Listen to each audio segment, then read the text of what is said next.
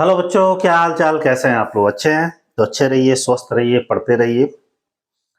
तो आइए स्टार्ट करते हैं आज। ध्यान दीजिएगा, बीकॉम वाले बच्चों के लिए monetary theory and banking in India.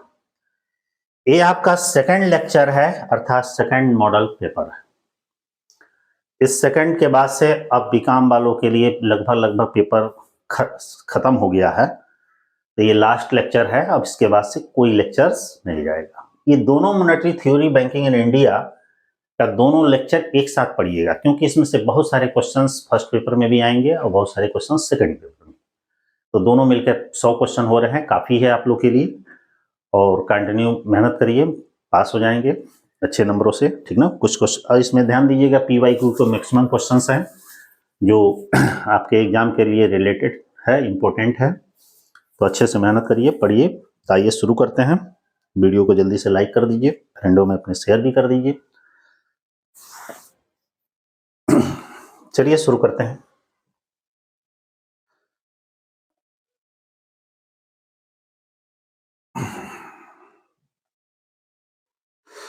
देखिए, ये आपका monetary theory and banking in India model paper आप लोग का 2 MCQ का। इसमें जो सेकंड पेपर है, इसमें मैक्सिमम जो टॉपिक है RBI से रिलेटेड है, रिजर्व बैंक ऑफ इंडिया से, इसलिए इसमें मैक्सिमम क्वेश्चन उसी से मिलेंगे, कुछ एडिशनल क्वेश्चंस भी इसमें है।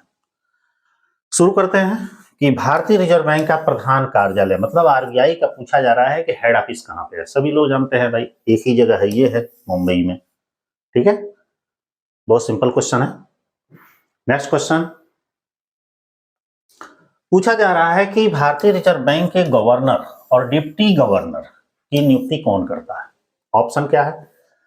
केंद्र सरकार, कर्मचारी चयन आयोग, वित्त मंत्री और राज्य सरकार। कौन करेगा? सेंट्रल गवर्नमेंट के द्वारा इसके गवर्नर और डिप्टी गवर्नर की अपॉइंटमेंट होती है। नेक्स्ट, CRR का पूरा नाम क्या है? ध्यान दीजिएगा, CRR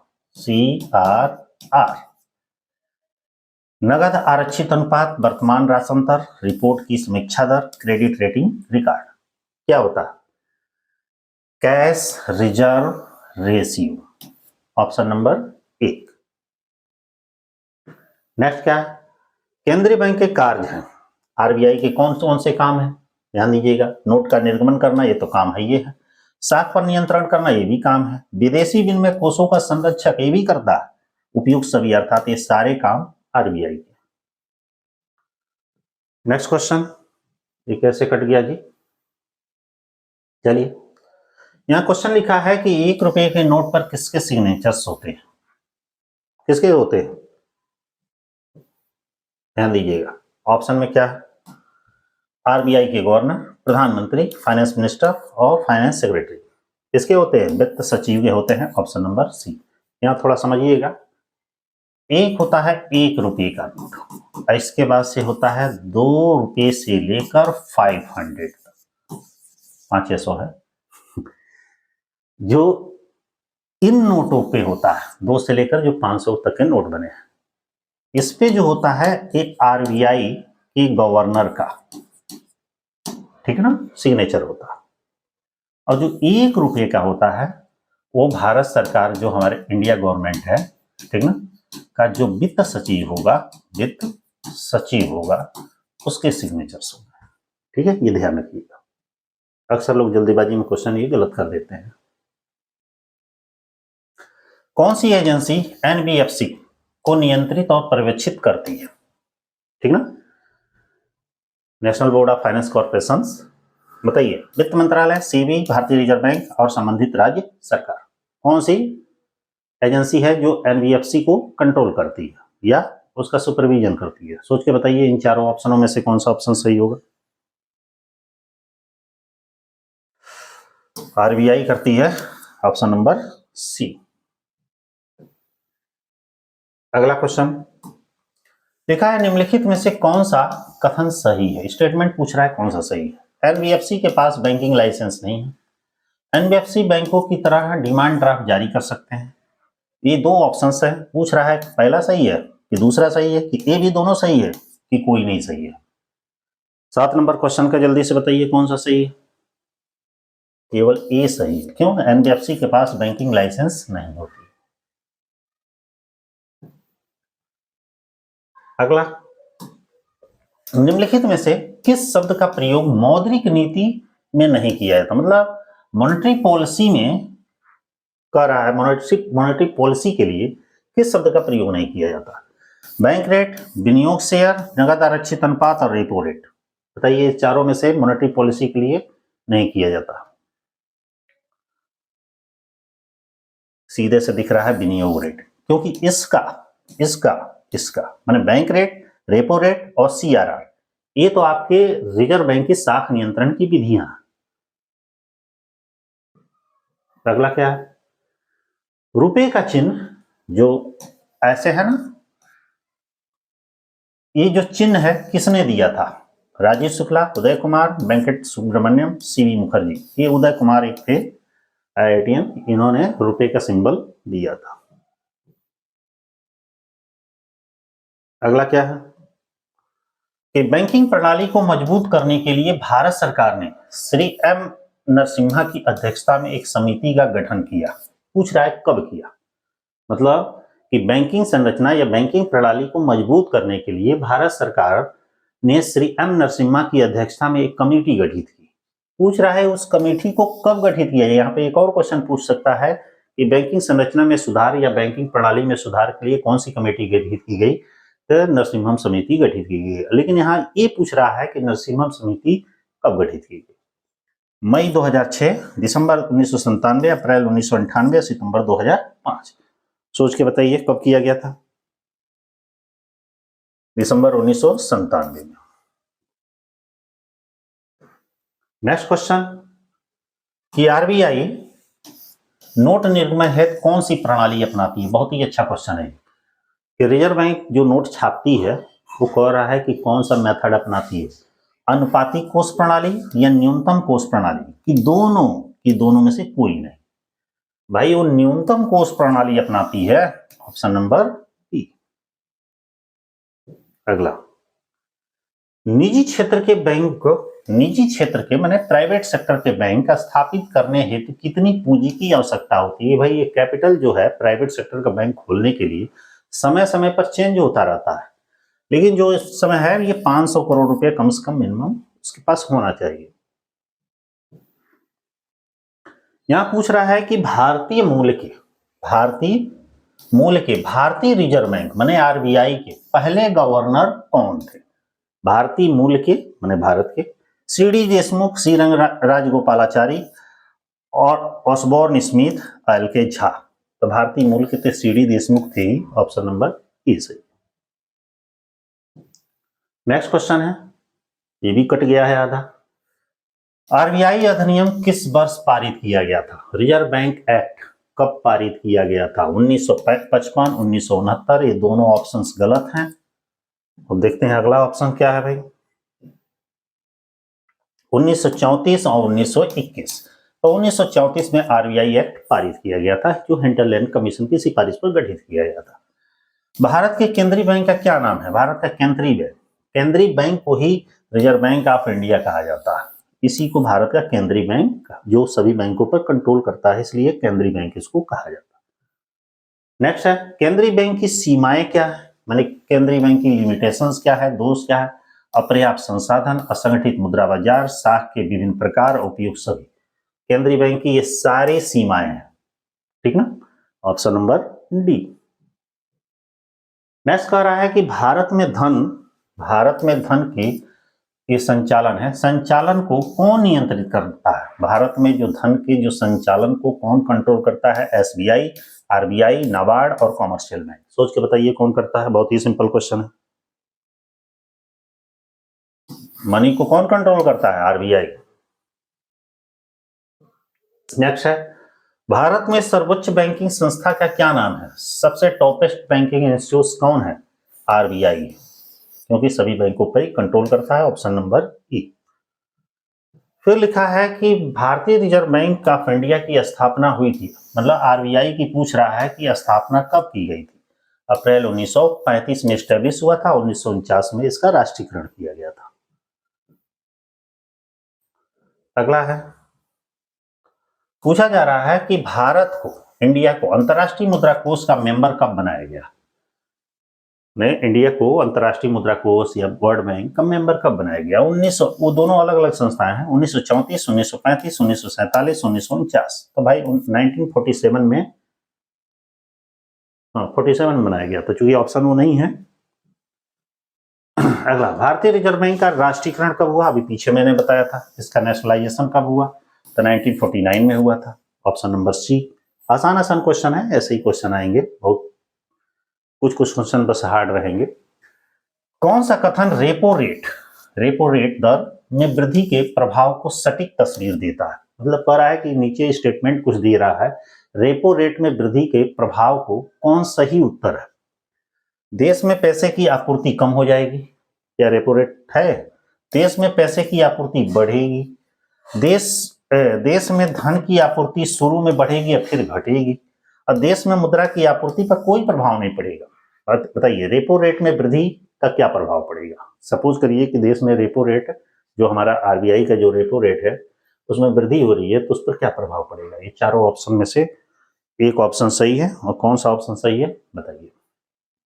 रेपो रेट में जब वृद्धि होगी तो देश में पैसे की आपूर्ति कम हो जाएगी, ये ध्यान दीजिएगा, ऑप्शन नंबर ए। अगला क्वेश्चन है कि भारत सरकार के बैंकर के रूप में कौन काम करता है? भारत सरकार का बैंकर या भारत का बैंक कौन है? आरबीआई है, इसीलिए बैंकों का बैंक या सरकार का बैंक भी कहा जाता है। नेक्स्ट है, वित्तीय समावेशन का संबंध किससे है? प्रधानमंत्री जनधन योजना से, अटल पेंशन योजना से, प्रधानमंत्री बीमा सुरक्षा योजना से, और उपयुक्त सभी से। बताइए, वित्तीय समावेशन का संबंध किससे? ये चारों ऑप्शन, तीनों ऑप्शन सही है। वित्तीय समावेशन का मतलब होता है कि पैसे का सही ढंग से समावेश करना, यूज करना, प्रयोग करना, इस्तेमाल करना। अगला क्वेश्चन 25 नंबर दे रहा है कि निम्नलिखित में से कौन सा आरबीआई का कार्य नहीं है? पूछ रहा है नहीं है, ध्यान दीजिएगा। कृषि विकास के लिए किसानों को सीधे धन आवंटित करना, किसानों को सीधे आवंटित करता है। विदेशी मुद्रा का संरक्षक, ये तो सही है। ऋण का नियंत्रक, ये भी करता है बैंकों का बैंक, ये पहला ऑप्शन सही है। सीधे डायरेक्ट थोड़े ऋण देता है, नाबार्ड के माध्यम से ऋण दिलाता है। अगला, भारत सरकार के बैंकर के रूप में कौन काम करता है? तो क्वेश्चन आया था, RBI.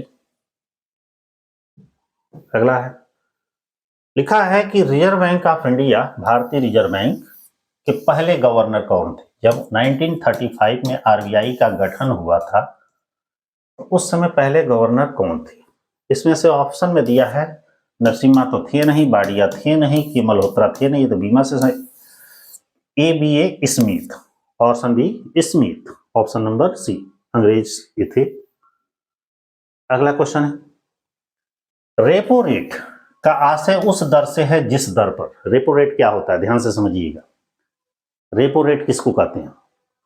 Reserve bank of India अल्प अवधि मुद्रा बाजार से कम लेती है, आरबीआई अल्प अवधि में मुद्रा बाजार से कम लेती है।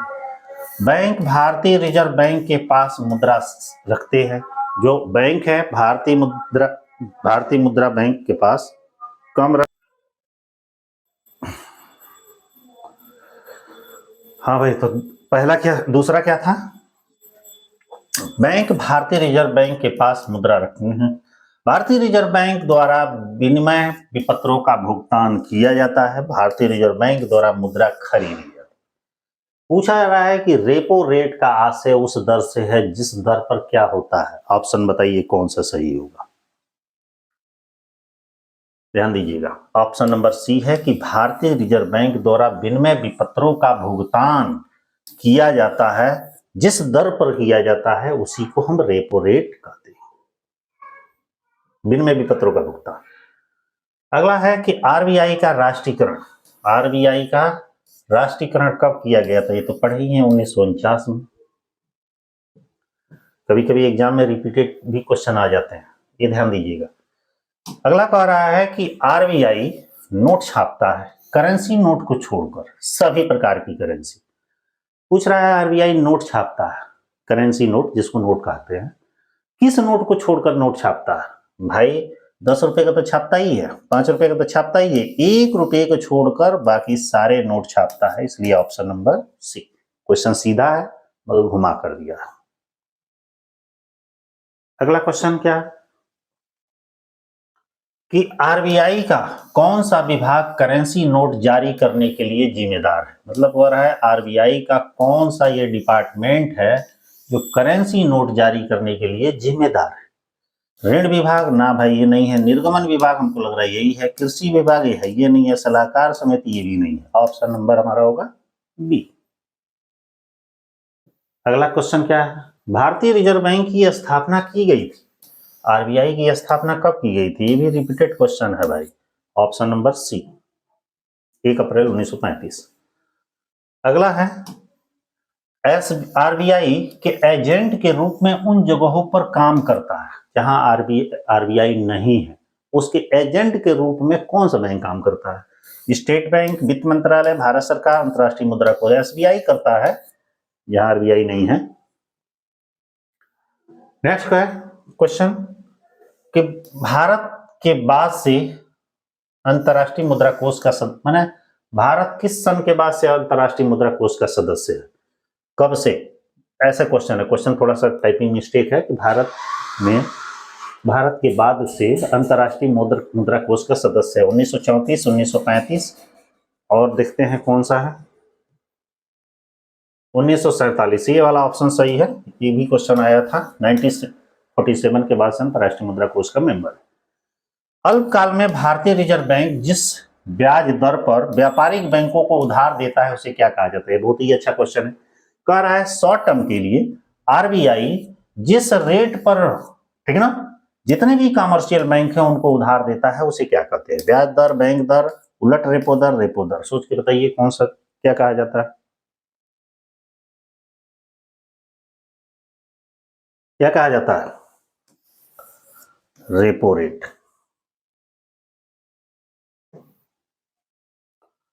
अगला क्वेश्चन क्या है?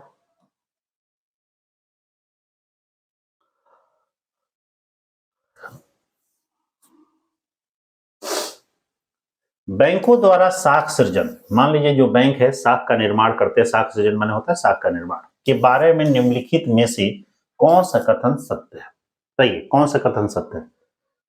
रेपो साख सृजन के लिए बैंक अपनी कुल संपत्ति के आधार पर साख का सृजन करते हैं, बैंक अपनी कुल जमा राशि के आधार पर साख का निर्माण करते हैं, बैंक बिना कुछ किए साख का सृजन करती है, बैंक अपनी कुल प्रतिभूतियों के आधार पर साख का सृजन करती है। बताइए इस चारों में से बैंक के साख सृजन के बारे में सही क्या है?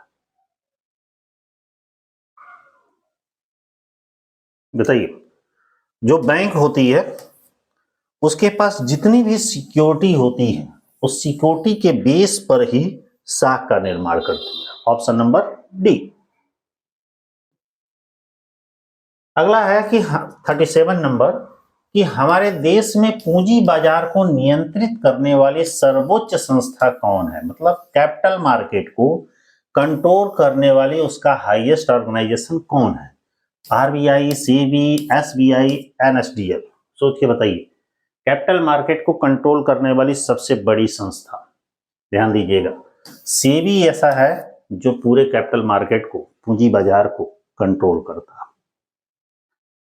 नेक्स्ट है क्वेश्चन, आधा क्वेश्चन कट गया है। निम्नलिखित में से कौन सा वाणिज्यिक बैंक को द्वारा साख निर्माण की शक्ति सीमित करता है?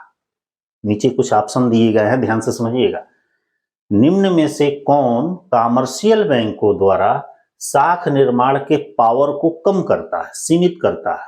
मतलब वो कौन सी पॉलिसी है, राजकोषीय नीति है कि बिजनेस लॉ है? दो ऑप्शन और है, पहले इतने में से बताइए कि कौन सा सही है कौन सा गलत है। ध्यान दीजिए, राजकोषीय नीति, ठीक ना। जो राजकोषीय नीति होता है कॉमर्शियल बैंकों को, बैंक जो उधार लोगों को देते हैं उसके पावर को कम करता है, कहता है कि जितने आपके पास सिक्योरिटी है उसी के बेस पर आप क्या करेंगे, लोन प्रोवाइड करेंगे। बैंकिंग क्षेत्र सुधार समिति गठन किसकी अध्यक्षता में, मतलब बैंकिंग क्षेत्र में जो सुधार के लिए कौन सी समिति गठित की गई थी? एम नरसिम्हम, लक्ष्मी नारायण, नाथुराम का, सिंह रंगराजन, इनमें से कोई नहीं। बताइए बैंकिंग क्षेत्र में सुधार के लिए कौन सी कमेटी गठित की गई थी? पीछे एक क्वेश्चन में था, क्वेश्चन के अंदर था, एम नरसिम्हम समिति की सिफारिश पर बैंकिंग क्षेत्र में सुधार किया गया। अगला क्वेश्चन है कि किस आयोग की सिफारिश पर भारतीय रिजर्व बैंक की स्थापना की गई? पूछ रहा है वो कौन सा आयोग था जिसने सिफारिश किया कि आरबीआई का गठन होना चाहिए? चैम्बरलेन आयोग, हिल्टन यंग कमीशन, यही था हिल्टन यंग कमीशन। किन है ये नहीं, है ये नहीं, हिल्टन यंग कमीशन की सिफारिश पर आरबीआई का गठन किया गया। ध्यान दीजिएगा आरबीआई से अच्छे खासे क्वेश्चन आएंगे। नेक्स्ट देखिए, रेपो रेट से रिलेटेड है। रेपो रेट वह दर है जिस पर आरबीआई अनुसूचित वाणिज्यिक बैंकों को ऋण देता है। अब यहां पे अनुसूचित वाणिज्यिक बैंकों को ऋण देता है तो पूछ रहा है कौन सा ऋण देता है? बहुत दीर्घकालीन उद्देश्य के लिए, अल्पकालीन उद्देश्य के लिए, मध्यकालीन अवधि के लिए, इनमें से कोई? कितने टाइम के लिए देता है भाई? रेपो रेट पर शॉर्ट टाइम के लिए वो अनुसूचित बैंकों को वो ऋण प्रदान करता है। अगला दिया गया है इसमें से कि निम्नलिखित में से कौन सी तरलता संपत्ति एसएलआर ठीक ना का हिस्सा नहीं है? एसएलआर का पूछ रहा है, हिस्सा नहीं है। नगद, सोना, सरकारी प्रतिभूतियां और बॉन्ड। बताइए कौन एसएलआर का हिस्सा नहीं है?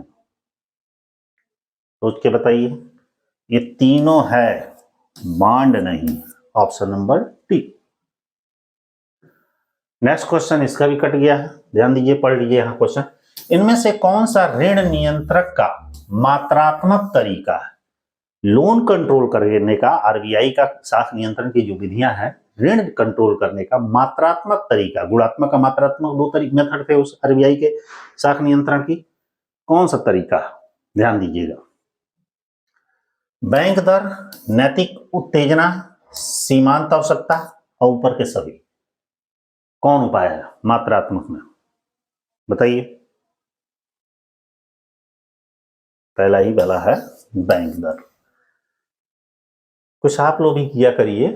अगला है भारतीय रिजर्व बैंक की विफलता के कारण क्या है? मतलब आरबीआई सक्सेस तो है लेकिन फिर भी लोग कहते हैं कि ये विफल नहीं, माने उतनी सक्सेस नहीं है। सही में भी है भाई, कोई भी आदमी 100% पूर्ण नहीं है लेकिन 99% तो पूर्ण है। अब उसकी विफलता के पीछे रीजन है कि जब मुद्रा प्रसार बढ़ जा रहा है, भेदात्मक ब्याज दरों में भिन्नता हो जा रही है, प्रतिभूति घोटाला हो जा रहा है, तो भाई बैंक तो कोई भी होगा विफल हो जाएगा। उपयुक्त सभी ऑप्शन सही है। अगला है कि भारत में सिक्के कौन ढालता है? ध्यान दीजिएगा, भारत में सिक्के कह रहा है कौन ढालता है? वित्त मंत्रालय, भारतीय रिजर्व बैंक, प्रधानमंत्री कार्यालय, वाणिज्यिक और उद्योग मंत्रालय। बताइए भारत में सिक्के ढालने का काम कौन करता है? ये फाइनेंस मिनिस्ट्री के द्वारा किया जाता है, जो भारत सरकार के द्वारा टकसाल से ढाला जाता है। अगला है क्वेश्चन कि भारतीय मूल के भारतीय रिजर्व बैंक के पहले गवर्नर कौन थे? भारतीय मूल के पहले गवर्नर में इधर कहीं था सीडी देशमुख, ये भी क्वेश्चन रिपीटेड हुआ है। अगला है भारत में अधिक प्रचलित है, ये भी बहुत इंपॉर्टेंट क्वेश्चन है। भारत में कौन सी प्रणाली प्रचलित है? शाखा बैंकिंग प्रणाली, इकाई बैंकिंग प्रणाली, श्रृंखला बैंकिंग प्रणाली की सामूहिक बैंकिंग प्रणाली? भारत में कौन सी बैंकिंग प्रणाली सीमित है? तो भारत में शाखा बैंकिंग प्रणाली प्रचलित, क्योंकि कोई भी बैंक खोली जाती है उसकी बहुत सारी शाखाएं होती हैं। इस क्वेश्चन का भी ऑप्शन नीचे चला गया है, ध्यान दीजिएगा। भारतीय बैंकिंग प्रणाली को कितने वर्गों में विभाजित किया गया? मतलब हमारे इंडियन बैंकिंग सिस्टम है, पूछ रहा है इसे कितने पार्ट में डिवाइड किया गया? नीचे लिखा होगा, देखते हैं कौन कौन सा पार्ट दिया है। लिखा है रिजर्व बैंक ऑफ इंडिया, वाणिज्यिक बैंक, सहकारी बैंक, उपयुक्त सभी, ये सारे पार्टों में डिवाइड किया। हमारे कोऑपरेटिव बैंक भी है, कॉमर्शियल बैंक भी है, आरबीआई मतलब सेंट्रल बैंक, केंद्रीय बैंक भी है। 49 नंबर क्वेश्चन हमारा कह रहा है कि निम्न में से कौन सा भारतीय रिजर्व बैंक का कार्य नहीं है। आरबीआई का पूछ रहा है कौन काम नहीं है। सरकार के बैंकर के रूप में कार्य करता है, ये है। देशी मुद्रा भंडार रखता है, 1 रुपए का नोट और सिक्कों को जारी करता है, नहीं है। और केंद्रीय क्रेडिट विनिमय करता है। ऑप्शन नंबर क्या होगा? सी, 1 रुपए के नोट को जारी नहीं करता है। और लास्ट हमारा 50वां क्वेश्चन है, ये काफी इंपॉर्टेंट है कि बैंकिंग लोकपाल योजना की शुरुआत किसने की। बैंकिंग लोकपाल योजना की शुरुआत किसने की? भाई आरबीआई किया होगा, और भी बाकी तो कोई करेगा नहीं। रिजर्व बैंक ऑफ इंडिया के द्वारा किया गया था। ठीक है, इस तरह मॉनेटरी पॉलिसी इन इंडिया के 50 क्वेश्चन इस लेक्चर में, अब 50 क्वेश्चन हमारे पहले लेक्चर में कंप्लीट हो गए। इतना ही पढ़ लीजिएगा। और इस सेमेस्टर के लिए बीकॉम वाले बच्चों के लिए सारे लेक्चर सब कंप्लीट हो गए। ठीक है, फिर आगे एग्जाम्स जैसे जैसे आएंगे आप लोग के लिए टाइम टाइम से मैं कंटेंट प्रोवाइड करता रहूँगा। ठीक है, पढ़ते रहिए, मेहनत करिए, अच्छे नंबरों से पास होइए। ऑल द बेस्ट, फिर मिलते हैं। बाय।